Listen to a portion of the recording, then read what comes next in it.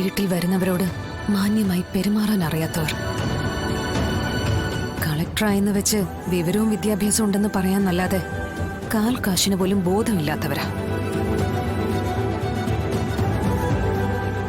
ഇതൊക്കെ ഞങ്ങളെക്കുറിച്ച് സത്യാമ്മ തന്നെ പറഞ്ഞ വാക്കുകളാ. എന്നിട്ടും എന്നോട് സഹായം ചോദിക്കാൻ വരുവാന്ന് പറഞ്ഞ ഞങ്ങളെ മനഃപൂർവ്വം പരിഹസിക്കാൻ വരുവാണെന്ന് ഞാൻ പറയും. ശാലിനി, ഞാൻ പറഞ്ഞില്ലേ, ഞാൻ ചെയ്തതൊന്നും മറക്കാനും പൊറുക്കാനും പറയാൻ വന്നതല്ല ഞാൻ. അതൊക്കെ സാഹചര്യം. ഇനിയൊരു പക്ഷേ അതൊന്നും മറക്കാൻ നിനക്ക് കഴിയുന്നും തോന്നുന്നില്ല. പക്ഷേ ഇപ്പോ വിഷ്ണു അതൊരു വേദനയായി ചങ്കിൽ നിൽക്കുക. അതൊന്ന് ഇറക്കി വെക്കാൻ ഇപ്പൊ എന്റെ മുമ്പിൽ നീ മാത്രമേ ഉള്ളൂ. സത്യാമ്മ എന്നോട് ഇങ്ങനെയൊന്നും പറയരുത്.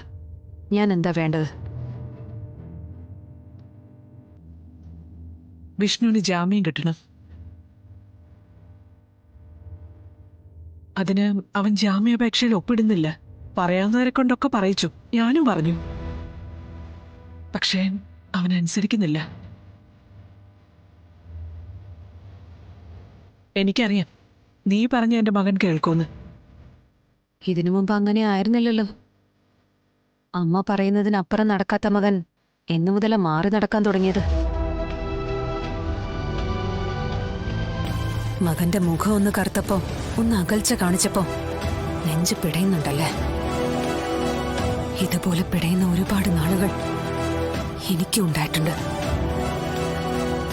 അകൽച്ചയല്ല, അടർത്തി മാറ്റുകയായിരുന്നു എന്നെയും വിഷ്ണുവേട്ടനെയും തമ്മിൽ.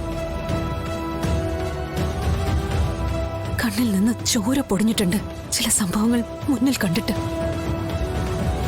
മറക്കാനും പൊറുക്കാനും ഒരുപാട് സഹിക്കാനും എന്റെ ജന്മത്തിന് അമാനുഷിക കഴിവൊന്നുമില്ല. ഒരു പാവം പിടിച്ച അടുക്കളക്കാരി അമ്മയുടെ മോളാ ഞാൻ.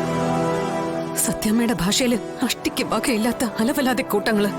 മോളെ, എന്തൊക്കെയാ നീ പറയുന്നേ? പറഞ്ഞു പോന്നതാണമ്മ. ഉള്ളിലുള്ളതെല്ലാം അറിയാതെ വന്നു പോവുക. മനസ്സ് പിടിച്ചെടുത്ത് കിട്ടുന്നില്ലെങ്കിൽ പിന്നെ എന്താ അമ്മ ചെയ്യ? ശാരദാമ്മേ, അവള് പറയട്ടെ. കേൾക്കാനിപ്പോ ഞാനും ബാധ്യസ്ഥയാണല്ലോ.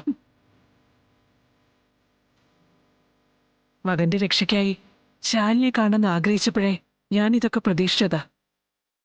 അവള് പറയട്ടെ.